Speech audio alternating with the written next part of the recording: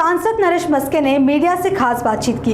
उन्होंने महाविकास आघाड़ी पर निशाना साधते हुए कहा कि विपक्ष को उम्मीदवार नहीं मिल रहे हैं। उन्होंने दावा किया कि यवतमाल में उम्मीदवार ने नामांकन वापस ले लिया, सोलापुर में प्रस्तावक नहीं मिल रहे हैं और नासिक में उम्मीदवार ने नामांकन ही दाखिल नहीं किया।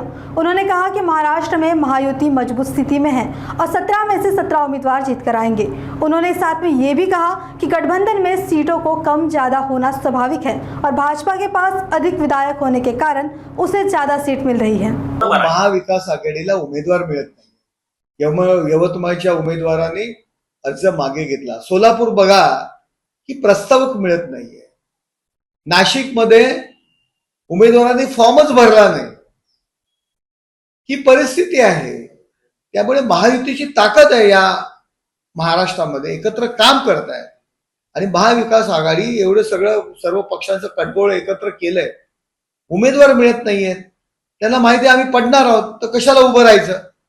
त्यामुळे महायुतीची जी ताकद आहे, माननीय मुख्यमंत्री देवेंद्रजी फडणवीस साहेब, आमचे नेते उपमुख्यमंत्री एकनाथ शिंदे साहेब आणि सुनेत्रताई पवार यांचं जे काही सरकार आहे, त्या सरकारने केलेलं काम आणि माननीय पंतप्रधान नरेंद्र मोदीजींचा आशीर्वाद आणि भरभक्कम पाठिंबा, यामुळे महाराष्ट्रामध्ये संपूर्ण वातावरण महायुतीमय आहे। किती उमेदवार निवडून येतील अशा अपेक्षा आहे? 17चे 17 उमेदवार आमचे निवडून येतील। तुम्ही खरं तर 5 जागांची मागणी केलेली होती, तुम्हाला देखील माघार घ्यावी लागली आहे। भाजप छोट्या पक्षांना संपवत आहे असं देशभर आम्ही 5 जागांची मागणी केली होती असं कोण म्हणतं? आमच्या मुख्य नेते किंवा आमचं कोणी सांगितलंय का?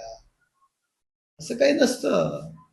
महायुती आहे, युतीमध्ये ज्या काही जागा आम्हाला मिळालेल्या आहेत त्या महायुतीच्या ठीक आहे ना।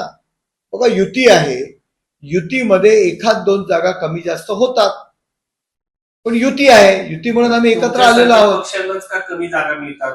ते कमी जास्त जागा होताना माप नेहमी भाजपच्या बाजूनेच का झुकत असतं? बघा भारतीय जनता पार्टीचे आमदार जास्त निवडून आलेले आहेत, त्याच्यामुळे शेवटी सत्तेचं शेअरिंग त्यांचे लोकप्रतिनिधी काही ठिकाणी जास्त आहेत आणि शेअरिंग त्या पद्धतीत जागा वाटपाचं शेअरिंग होतं आणि आमचं सर्व एकमताने शेअरिंग झालेलं आहे।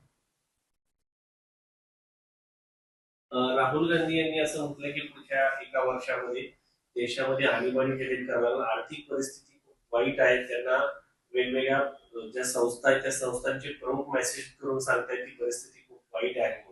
हे राहुल गांधींनी सर्वप्रथम त्यांच्या पक्षावर लक्ष द्यायला पाहिजे। आज कित्येक ठिकाणी त्यांना उमेदवार मिळत नाहीत, प्रस्तावक मिळत नाहीत। विधान परिषद सारख्या निवडणुकीला ज्या महाराष्ट्रावर त्यांची सत्ता होती त्या ठिकाणी एवढी वाईट अवस्था आहे। देशामध्ये त्यांच्या पक्षाची वाईट अवस्था आहे। तामिळनाडूमध्ये फक्त 5 आमदार निवडून येतात।